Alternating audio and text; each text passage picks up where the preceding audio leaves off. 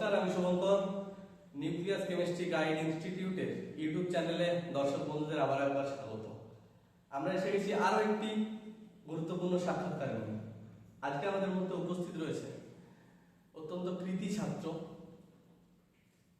মাধ্যমিকে রাজ্যে নবম স্থান অর্জন করেছে, উচ্চ মাধ্যমিকে রাজ্যে অষ্টম স্থান অর্জন করেছে এবং এবারের নিট ইউজি 2026 সেই পরীক্ষাতেও সফলতার সাথে সে তার আগামী পথ চলার যে ধাপ তা সুনিশ্চিত করেছে।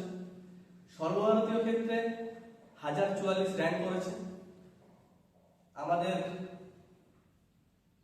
কলেজিয়েট স্কুল ইতিহাসের সাথে মেদিনীপুরের স্বাধীনতা সংগ্রামের সাথে জড়িয়ে থাকা যে স্কুল, সেই স্কুলের কৃতী ছাত্র, শ্রদ্ধেয় শিক্ষক বুদ্ধদেব পাল এবং অনিতা পালের সুযোগ্য পুত্র ধৃতিমান পাল আজকে আমাদের মধ্যে উপস্থিত হয়েছে। ধৃতিমান, তোমাকে নিউক্লিয়াসের পক্ষ থেকে অনেক অনেক শুভেচ্ছা, অভিনন্দন এবং ভালোবাসা। ধৃতিমান আর ধারাবাহিকতা এবং সফলতা, এই কথাগুলো যেন একদম সমার্থক। আমরা আমাদের এই সাক্ষাৎকারের একদম প্রথম প্রশ্ন ধৃতিমানকে করব। ধৃতিমান, তুমি তো মাধ্যমিক, উচ্চ মাধ্যমিক ধারাবাহিকতার সাথে, সাফল্যের সাথে, তুমি কৃতিত্বের সাথে যে সফলতা পেয়েছিলে তারই আরেকটি ধাপ এবারের নিট ইউজিতে অত্যন্ত একটি ভালো ফলাফল করেছো। তুমি যদি এই বিষয়ে তোমার অনুভূতিটা আমাদেরকে একটু জানাও।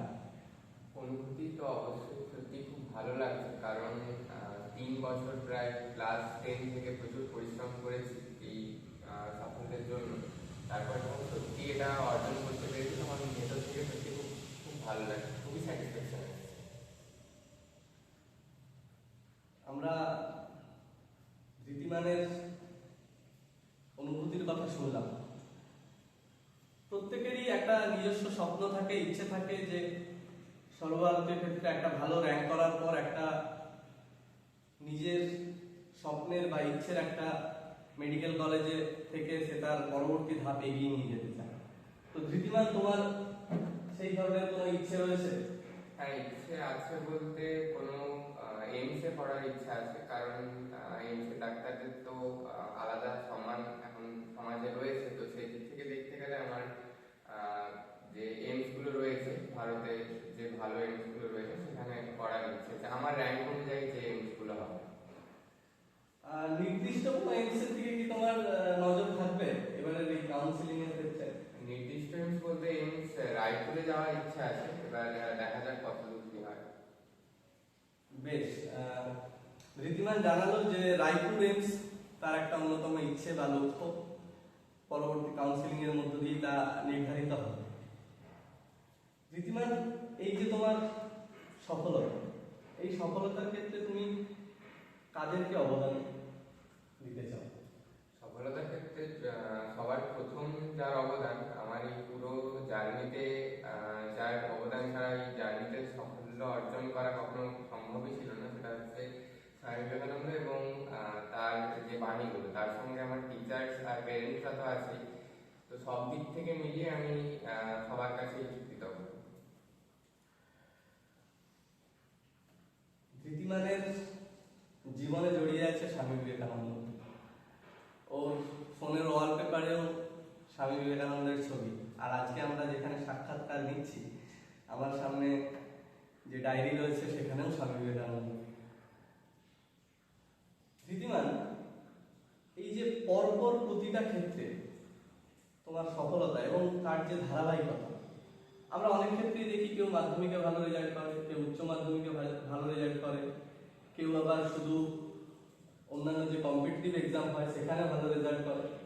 কিন্তু তোমার প্রতিটা ক্ষেত্রে যেই সফলতা, তুমি যেই মেনেও অসাধারণ রেজাল্ট করেছো, এই সফলতার যে ধারাবাহিকতা, এই ধারাবাহিকতার পেছনের রহস্যটা যদি তুমি আমাদের একটু বলো।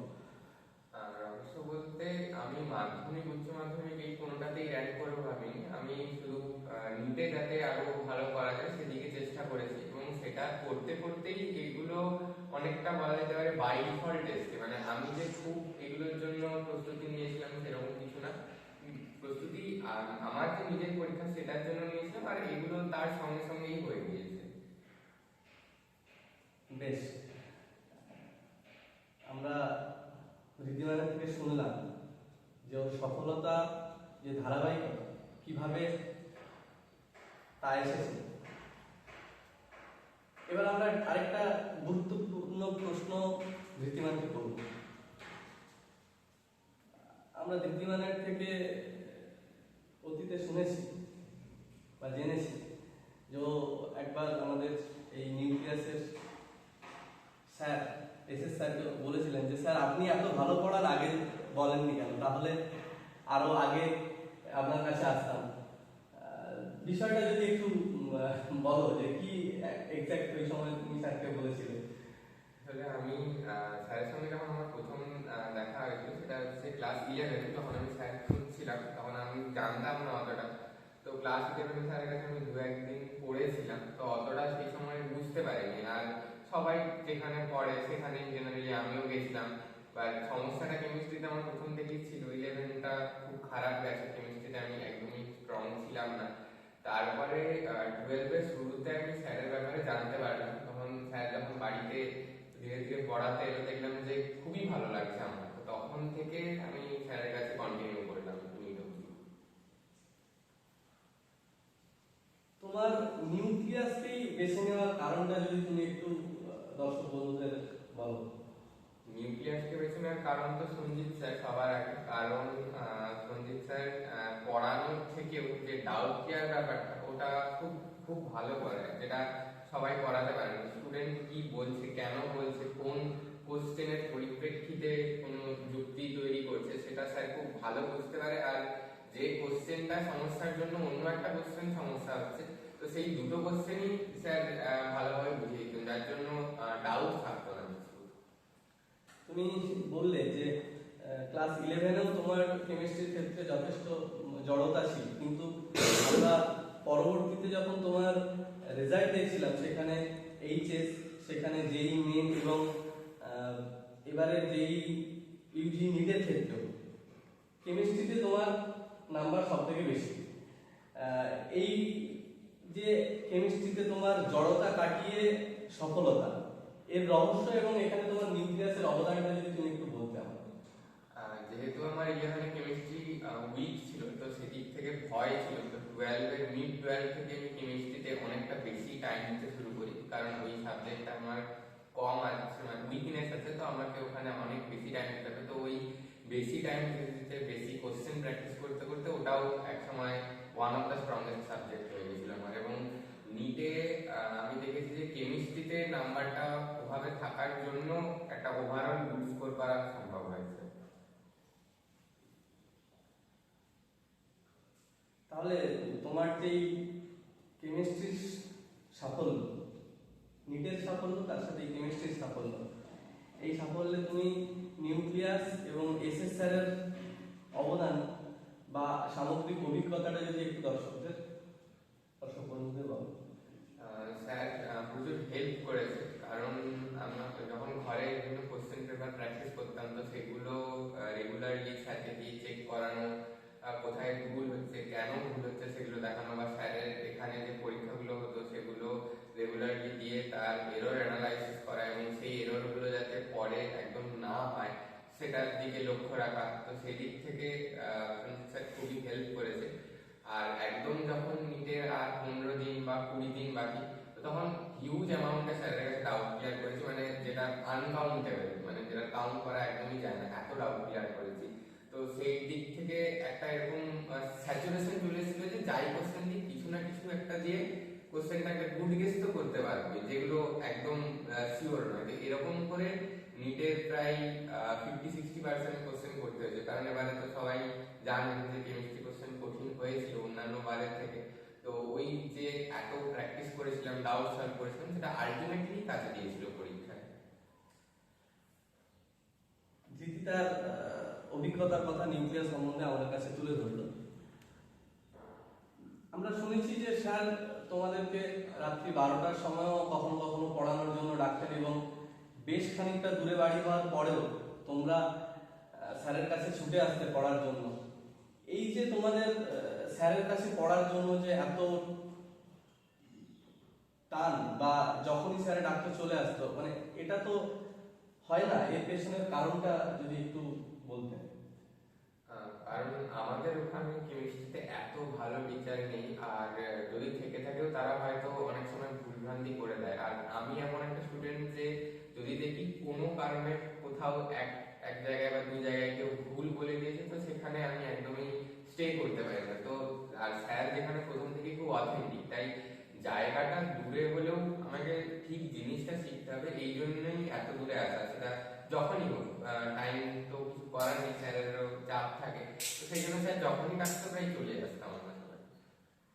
তুমি তো স্যারের কাছে ব্যাচে পড়তে, এবং সেই ব্যাচে অসংখ্য ছেলে মেয়ে তারা পড়াশোনা করতো।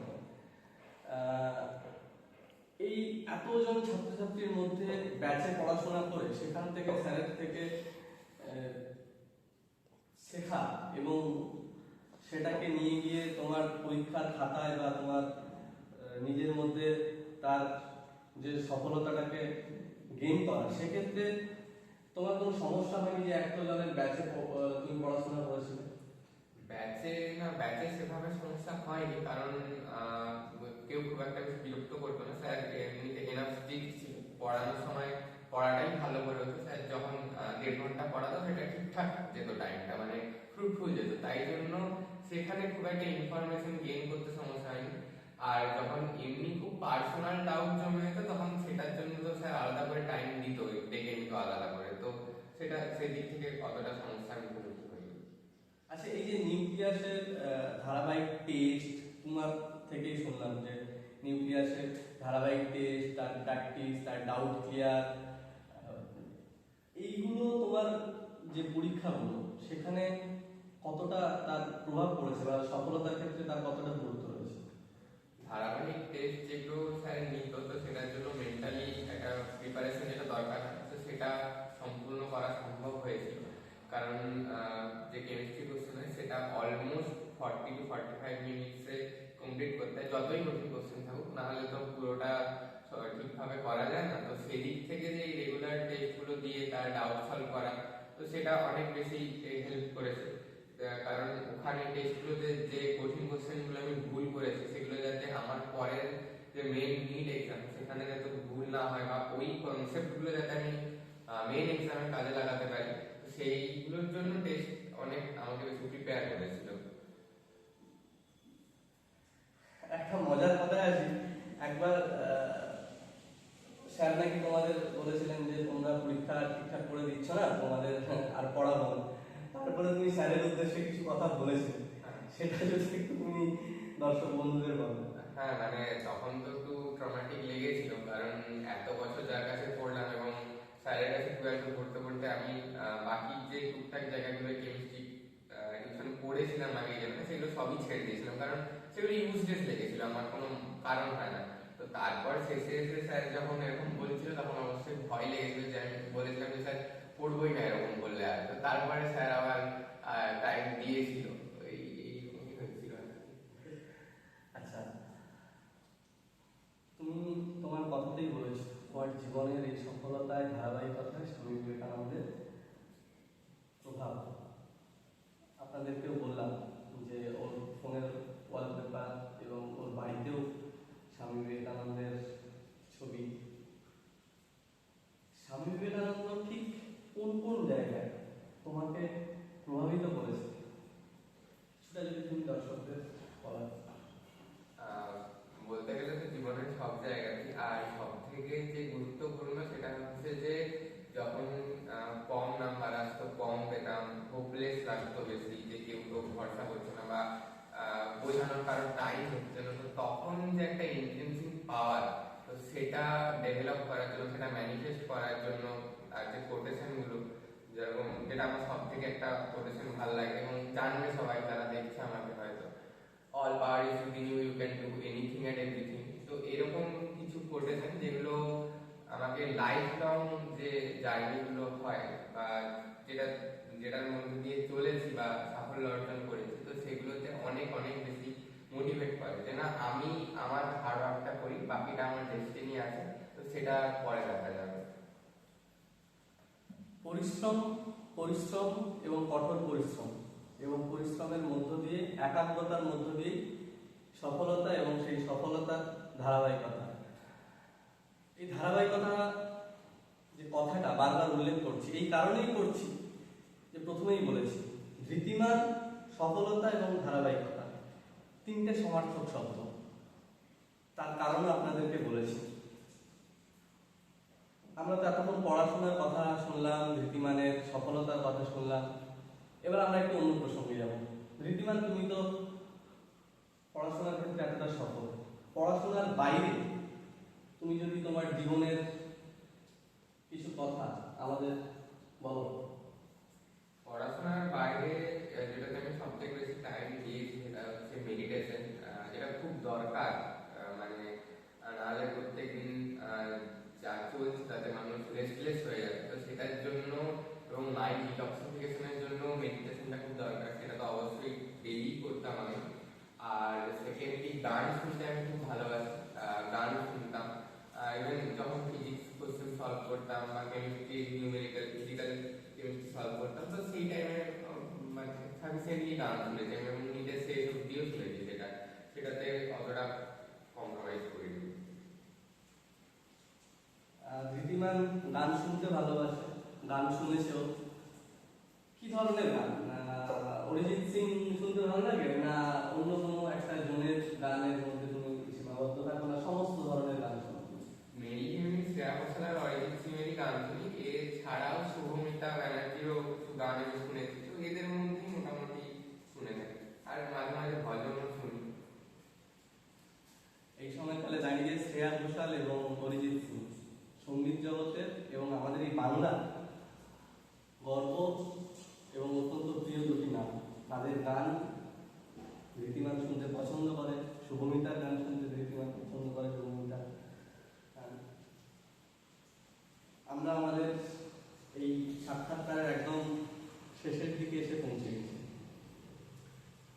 ধৃতিমানের কথায় একাগ্রতা খুব প্রয়োজন, কারণ আমাদের যদি লক্ষ্য স্থির না হয় এবং সেই স্থির লক্ষ্যে যদি একাগ্রতা না থাকে, আমরা কিন্তু কখনোই আমাদের সাফল্যের শিখরে পৌঁছতে পারব না। তাই যারা এই সাক্ষাৎকার দেখছে এবং পরবর্তী যারা পরীক্ষার্থী, তারা নিশ্চিতভাবেই ধৃতিমানের এই কথা মাথায় রাখবে। আমরা আমাদের সাক্ষাৎকারের একদম শেষ যে প্রশ্ন বা পরামর্শ বা বার্তা, সেটা ধৃতিমানের থেকে শুনে নেব।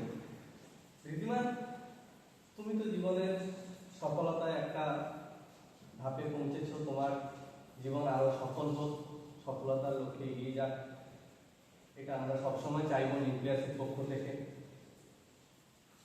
পরবর্তী শিক্ষাবর্ষের যারা পরীক্ষার্থী, কি করলে তারা সফলতা পাবে বা কি কি প্রয়োজন সফলতার জন্য, তাদের উদ্দেশ্যে যদি তুমি একটা বার্তা দাও। পরবর্তী শিক্ষাবর্ষে যারা ছাত্রছাত্রী, তাদের উদ্দেশ্যে একটা কথা বলার থাকবে যে এই যে 2 বছরের জার্নি বা কারোর ক্ষেত্রে 4 বছরেরও হতে পারে, যারা 9, 10 থেকে শুরু করে, 4 বছর, 3 বছর, যার যেরকম। তো সেক্ষেত্রে মাঝখানে অনেক বেশি ডিস্ট্রাকশন আসবে বা মনে হবে যে আর তো হবে না, অনেক পিছিয়ে পড়েছে, হয়তো আমার থেকে অনেকে বেশি আগিয়ে গিয়েছে, আমি কি করে ভালো করবো আর সবার থেকে। তো এইরকম ভাবনা আমার মাথাতেও এসেছিল। তবে এগুলোকে অতটা বেশি পাত্তা না দিয়ে নিজে নিজে যতটুকু করা যায়, যতটা নিজের বেস্ট দেওয়া যায়, সেটা দিয়ে নিজের লক্ষ্যে পৌঁছানোর চেষ্টা করতে হবে। কারণ এরকম অবস্ট্রাকেল যারাই সাকসেস পেয়েছে তাদের জীবনে কম বেশি এসেছে, তো এগুলো একদম বেশি প্রাধান্য না দিয়ে নিজের কাজটা শেষ অবধি করে যেতে হবে। অসংখ্য ধন্যবাদ ধৃতিমানকে ওর গুরুত্বপূর্ণ সময় থেকে এখানে আসার জন্য, এত সুন্দর একটা সাক্ষাৎকার দেওয়ার জন্য।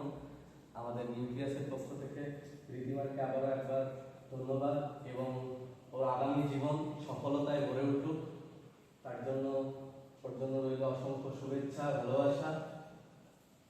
নমস্কার। একদম শেষ পর্যায়ে আপনাদের কাছে বার্তা, আপনারা আমাদের সাথে থাকুন, পাশে থাকুন এবং এই ধরনের গুরুত্বপূর্ণ সাক্ষাৎকারগুলি দেখতে থাকুন। ধন্যবাদ।